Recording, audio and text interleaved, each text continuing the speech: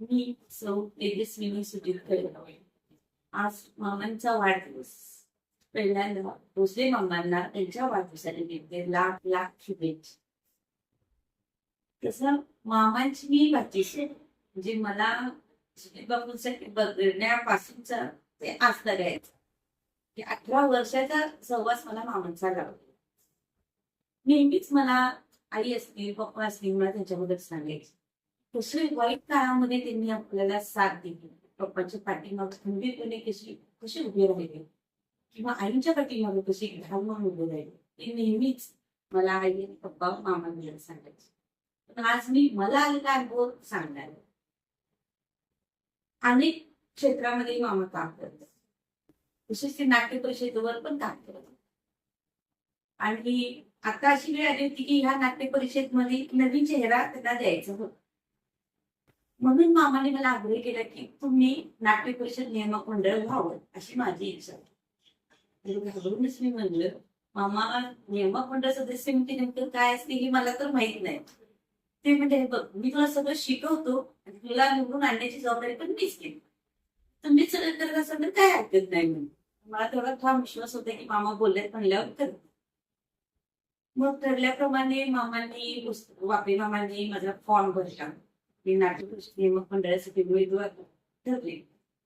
त्यानंतर सुरू झाला मतदानाच्या ठिकाणी जाणं, मतदाराच्या ठिकाणी जाणं.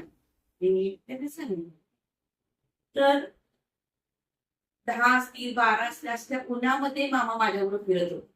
म्हणजे मंगळवेढा असेल, बार्शी असेल, पंढरपूर असेल, सांगोला असेल अशा अनेक ठिकाणी आम्ही फिरलो. आणि तिथं जिथंच जाईल तिथले मतदार मला तेवढे सांगायचे की भोसले मामांचा आणि आमचा सहवास आमचे हे गुरुचे होते. आम्ही असताना मोठे गप्पा होते. असे कडक शिस्तीचे होते. त्यांना काहीच वावगं चालायचं नाही. अगदी प्रशासन करताना सुद्धा त्यांचं काम करण्याची जी शैली होती ती अगदी शिस्तबद्ध आणि कडक शिस्तीतली होती.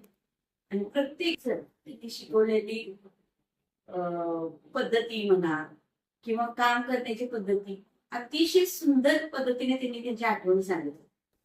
तर ह्या सगळ्या गोष्टी मला जेव्हा मी शाळेत जॉईन झाले तेव्हा सगळे शिक्षक सांगत होते. म्हणजे जेव्हा प्रत्यय आला मला ती विद्यार्थी जेव्हा भेटले त्यावेळेस खरंच मामांची पर्सनॅलिटी म्हणजे तिचे स्वतःला मेंटेन करणं असेल, ते शारीरिकदृष्ट्या असेल, मानसिकदृष्ट्या असेल स्ट्रॉंग होते आणि आहेत पण. आणि पुढचं आयुष्य सुद्धा तुम्हाला अशाच पद्धतीनं जाऊ आनंददायी पद्धतीनं नातवांमध्ये, कुटुंबामध्ये, मित्रांमध्ये, सहकार्यांमध्ये तुम्ही हसत खेळत राहावं. आज तुम्ही ज्येष्ठ नागरिकांचं काम करताय ते सुद्धा अतिशय सुंदर पद्धतीने करताय. ज्या माध्यमातून ज्येष्ठांना बाहेर फिरायला मिळते तुम्ही त्याच्यासाठी पुढाकार घेताय.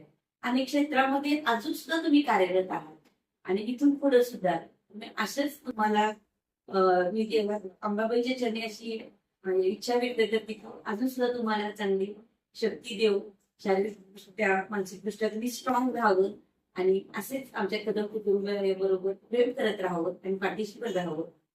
असंच माझ्या पुढच्या पिढीसाठी सुद्धा शेवटी समाजाच्या पाठीमागं पण तुमचा आशीर्वाद असावा अशी इच्छा व्यक्त करते. आणि पुन्हा एकदा माझ्याकडून कदम आणि म्हाडी परिवाराकडून सुद्धा तुम्हाला वाढदिवसाच्या हार्दिक हार्दिक शुभेच्छा.